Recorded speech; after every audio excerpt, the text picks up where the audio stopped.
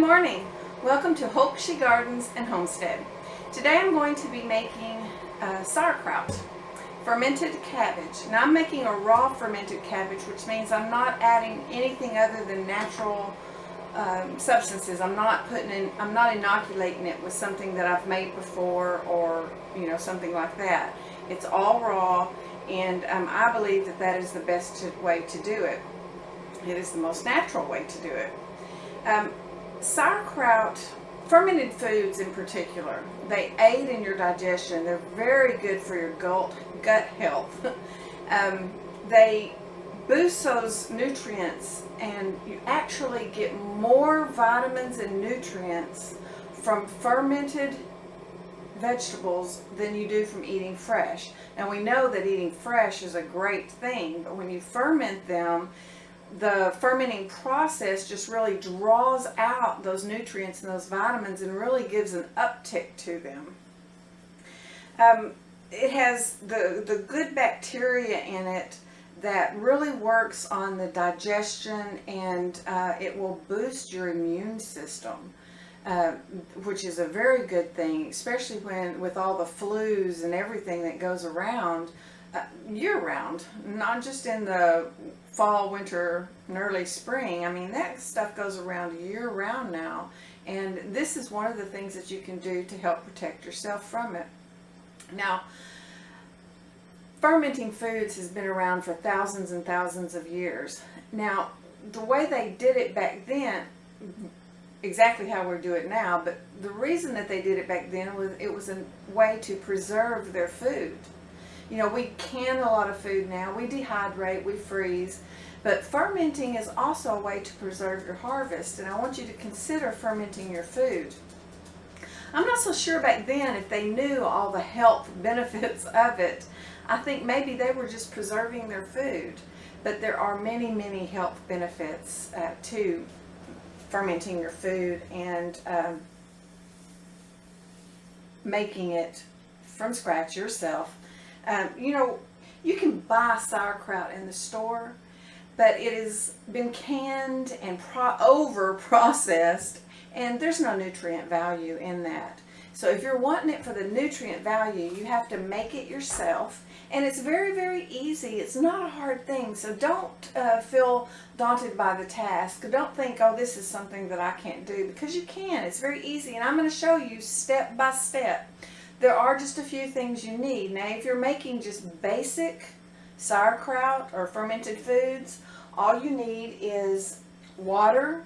Well, you need your your vegetable. You can do fruits also, but you need your vegetable. You need water, and I suggest filtered water. If you're using tap water, it would be nice if you put it through a filtered system first. But and you need salt. Now, today I'm using a Himalayan sea salt. I have used kosher salt. Do not use regular table salt.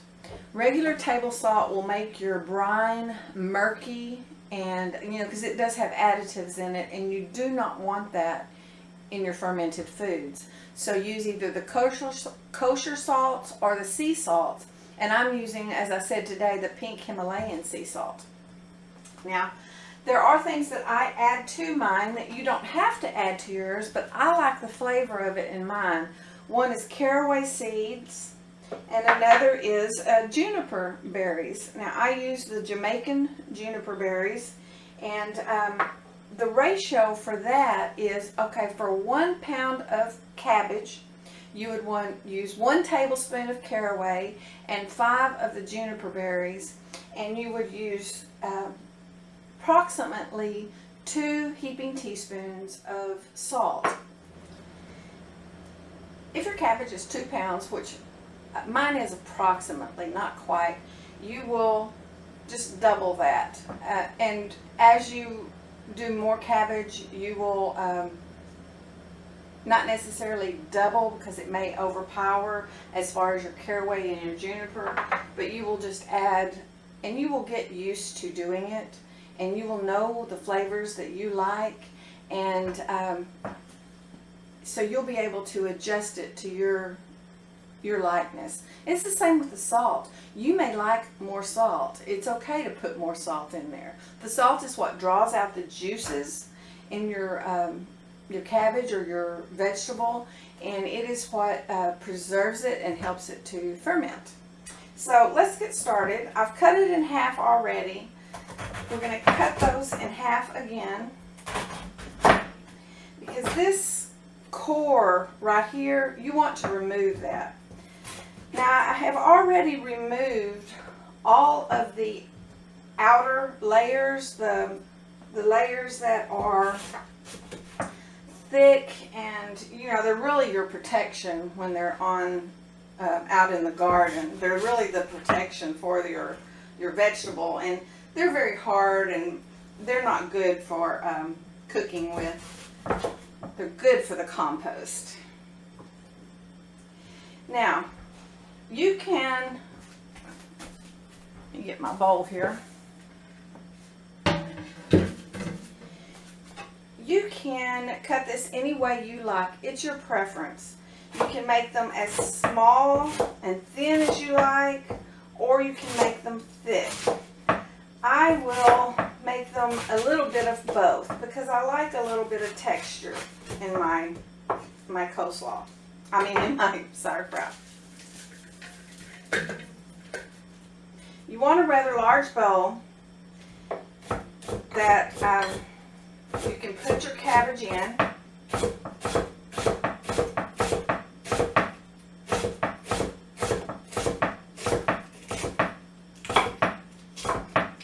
Okay, now you saw that directioning of the cutting is not that important. These are longer strips, these are the short, because it was easier to cut. So there's not a real formula to how you do it. You can do it as thin as you want, as thick as you want, a little bit of both, which is what I do. And the shape, it doesn't have to be the long, thin shapes. It can be long, thin, and short, or both, or either, you know. That's all up to you. I'm going to finish chopping this, and I'll be right back with you. Okay, that just took a few minutes to get that all chopped up, and you know, it just takes a few minutes, and I like to do it because I like some of mine thin, some of them thick. I like them in long strips, I like them short, so I like to do it myself, and it just takes a couple minutes. But you know, if you're rushed for time or you don't like chopping up things, that's fine. Use your Cuisinart. You know, put the attachment on there that'll shred it for you. Use your Cuisinart. That makes it fast, it makes it easy. So I've done that. I've gotten my cabbage all shredded. And now I'm going to add my sea salt. Now this is a tablespoon, and I'm going to use a heaping tablespoon. And now, judging on the weather, you may need a little more, and it's been hot, so I'm just going to add not quite a whole tablespoon more. And now what you want to do, you have to get your hands in there. You have to go in, you're wanting to mix that salt in with your brine. I do a few turnovers, and then you're going to massage your cabbage. You just rub it together between your hands. Now this is not a forceful massage. You're not, you know, trying to break it up or anything. You're just wanting to get that salt on all of the cabbage. You're wanting to get it into the cabbage so that it can start doing its job of pulling out the moisture. So you just sit there and you rub through it. Massage it in really, really good. You know, the benefits of this, I just couldn't tell you all the benefits. You know, as I said, it is really good for gut. I have trouble getting that word out, don't I? It's really, really good for gut health. And for anybody who has the disease that I had, you know, and let me talk about that for a minute. I like to say had, because I'm off of all my medication, and I am managing my illness with myself, by myself. Now what I had was Crohn's colitis, and it's not a fun disease. It's a horrible disease, and it almost took me out. You see the difference in the texture now, how it's getting not really limp, but it's not as stiff as it was, and the coloring is starting to change just a little with the massaging of it.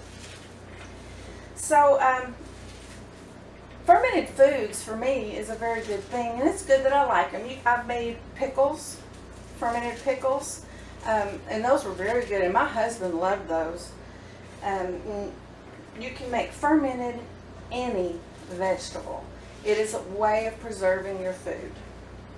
It doesn't have to just be sauerkraut, although I will say sauerkraut and pickles are my two favorites. I do love those.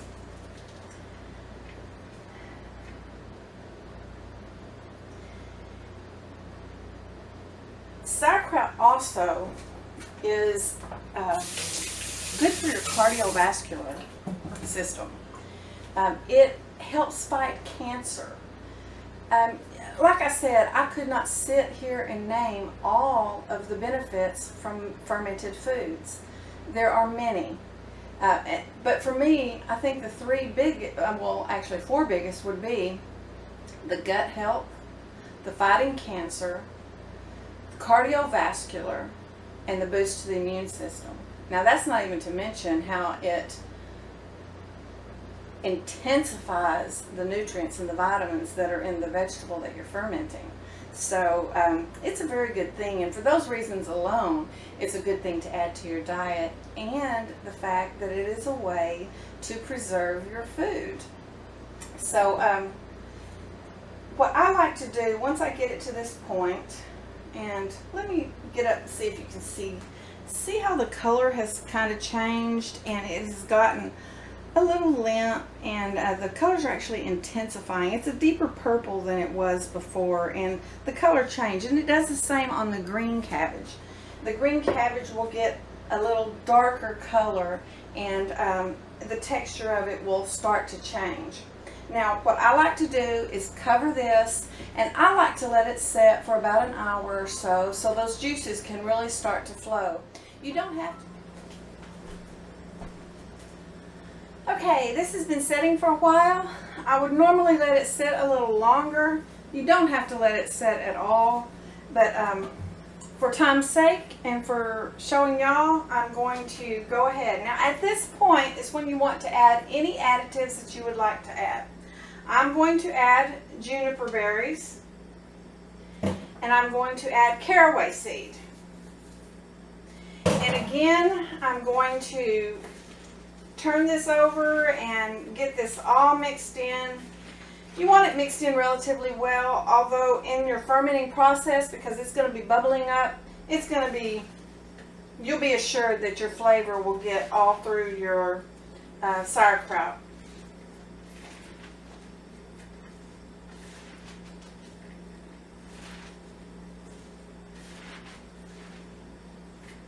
Alrighty, rinse off my hands.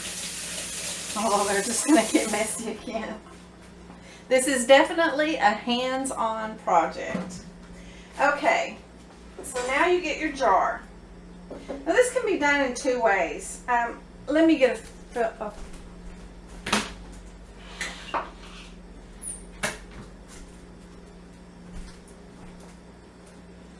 okay, I got a funnel.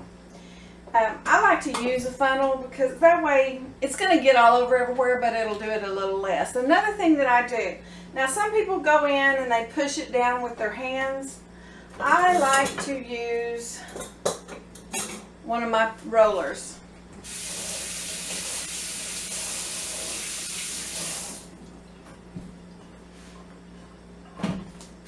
Now, you just take some of your cabbage, push it into your jar,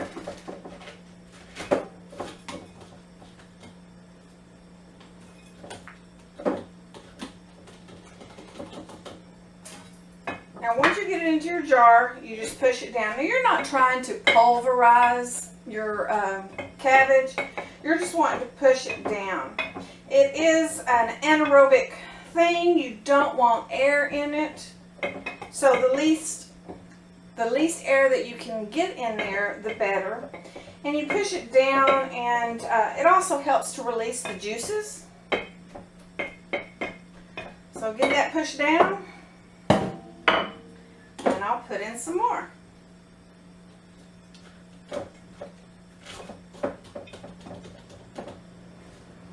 This is probably the most time-consuming part of the process, unless of course you let it, sit while you're and you let it sit and let the fluids kind of release and relax. That's what the salt will be doing to all the little cells inside your cabbage. The salt is kind of going into it and making it release all that liquid. And that's why I let it set, to let it kind of do its thing right there. And then I push it in and add some more. But while you're letting that set, that's not necessarily a waiting process, because you can put it to, get it ready, put it to the side, let it set, and then go clean house or work in your garden or even run an errand. I mean, you don't have to sit and watch it. And that's something about this whole process. You do not have to sit and watch your cabbage. You don't have to babysit it. Now, that being said, you do want to check it regularly, because you do want to be sure that the water stays over the vegetable or fruit or whatever you're fermenting. You do want to be sure that the water stays over that. So you do have to check it, and I would say check it every day. Now, after about 5 days, you're going to want to open it up, test it, see how it tastes to you. A lot of people, that's all the time that they need. For me, now I really like sauerkraut. So I like to let mine go for 2 weeks. You don't have to let it go that long. What you do is you test it as it goes, and you see when it gets to the point of where you like it. And you stop it. But you want to give it at least 5 days. And after 5 days, then you can start checking. And it will differ from time to time, and that's why you check. You don't just say, okay, it's done, take the top off and put it in your fridge. It'll be different from time to time, because it all has to do with how hot it is, how cold it is, whether it's rainy, whether it's not. I mean, as with baking or any kind of food preparation, it all depends on the weather. So you want to check it and start at the 5th day and go from there. But as I said, I like to give mine about 2 weeks. We're almost getting to that point.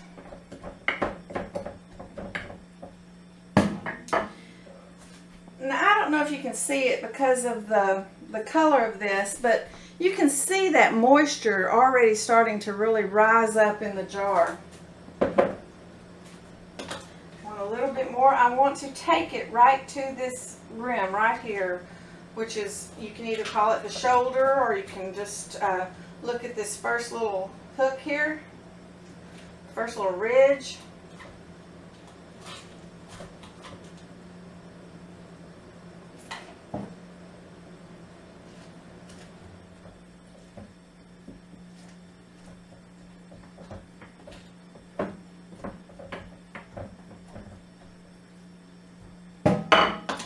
Just a little bit more.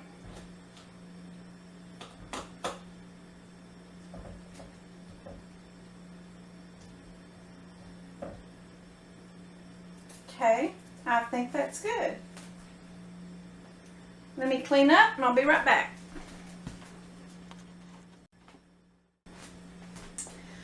Alrighty, so what I have here is just a glass of filtered water. I am going to put in a good heaping teaspoon of salt. Stir it up. And now I'm going to pour enough water in to where it's just over the cabbage.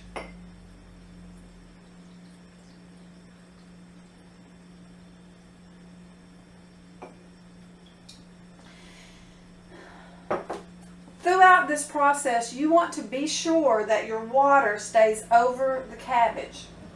That's very important. If you don't have the brine over the cabbage, mold can set in and your sauerkraut can start to spoil. If you keep the water over the cabbage, you're not going to have any spoilage. This is one of the surest, safest forms of preserving that there is. Now, I've never heard a report of anybody getting sick from this, although, you know, with regular canning, that is a possibility. So as long as you keep an eye on it, don't let the fluids go under the cabbage. You may have to add some as time goes on. Now we have to put a top on it. You want a weight to hold down your cabbage under the water. Now, there are many on the market, and you don't have to actually buy one. There are, I mean, you can just get some type of a weight. Some people take the outer leaves that you take off that you don't use that are real coarse. They'll take those and they'll push those in there to hold that under, and then they put their lids on. There are glass weights that you can put on there. Ball has a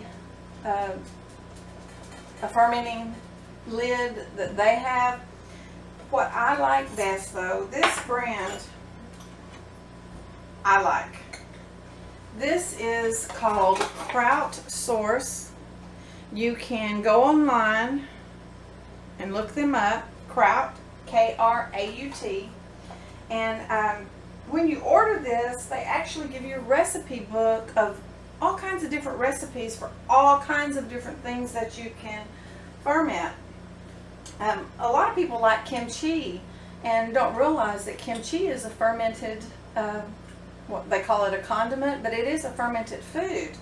And what I like about this is, okay, this is your weight that's going to go down, and this is the lid that it goes in. When you're putting it in, you turn it, and it will not go down until you're ready for it to go down. Also, oh, okay, wait a minute. It has a spring. That spring is what holds it down. That's what actually keeps your cabbage into the fluid. That spring pushes this rim down into that and keeps it under the water. It's one of the safest ones that I have found. The sure ones that you know you can trust and it's going to keep it down. It has a rim right here. The seal, make sure it gets a good seal right here. And it's easy to come off so that you can, it's easily cleaned. And then this sits on top. Let me get it on so that I can show you how it works. You just put it on. Now once you have this on, you see that it sits down in a little moat. And in that moat, you're going to put a little bit of water. Not a lot, just a little bit so that the whole moat is covered. And you put this down, put your lid down. Now this, the water in there and this ring, as this ferments and bubbles up, it will allow the air to escape, but yet it won't let oxygen into your jar. That's why I like this so much. Now, I just sit mine on my counter here because as I'm cooking and cleaning and working in my kitchen, which I'm in my kitchen most of the time, I can keep an eye on it. Now, I do put a cup towel down because as the salt works on this cabbage and this cabbage releases all its juices, you may have a little bit of overflow. And so I just have this here for safety's sake.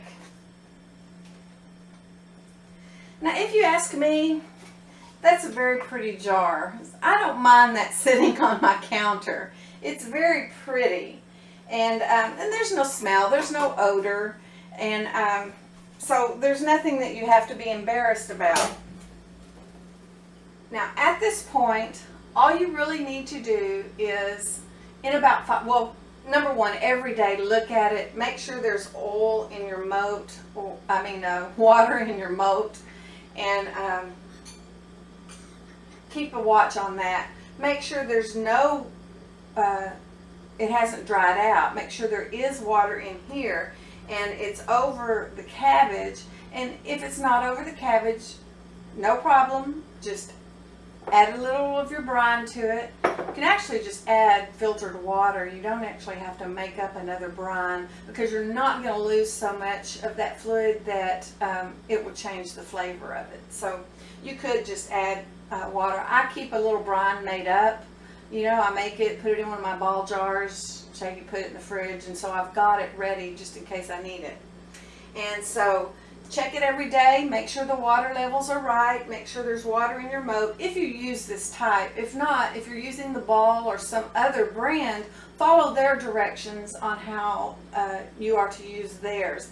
Like I said, I really like this one. I've tried it a couple ways, and I have found this one to be the easiest to use. It's the safest. You only need one thing. I don't have to get another weight to put in there, and I just really like it. No, I don't work for them, and no, I don't get any money from them. I just being honest and telling you that I like them. I like this one, and it's a really good product. So, yeah, I'm probably one of the realest channels that you'll watch. I tell you how I see it. I tell you from my experience what does work, doesn't work, little gadgets that I have found that some people will rave over. For me, they're worthless. So, I'm honest. That's one thing you can get from me, is I will be honest with you. And I do have a wealth of knowledge. I like to tease and say, you know, I'm old, I've got a lot of knowledge, but I don't feel old. And it's things like this, it's the healthy food that I eat. It really keeps me young inside. I don't feel old at all. And I probably don't act that old for the most part, which, you know, that's neither here nor there. Maybe good, maybe bad. But you take care of your bodies, and they take care of you. These are our temples. This is what we have to live in, and we have to take care of our bodies. And there are many ways that you can do that. One is by growing your own healthy food, and another is by fermenting and giving yourself healthy things inside your body that help boost the nutrition, boost your immune system, give you healthy gut. It actually will help heal leaky gut. So do the things that take care of your body, make yourself have energy, feel good, be happy, and thank you for joining me. Give me a thumbs up if you like the video, share, get the knowledge out. If you haven't already subscribed, please do so. And again, thank you for joining me, and I hope to see you again soon. Bye-bye.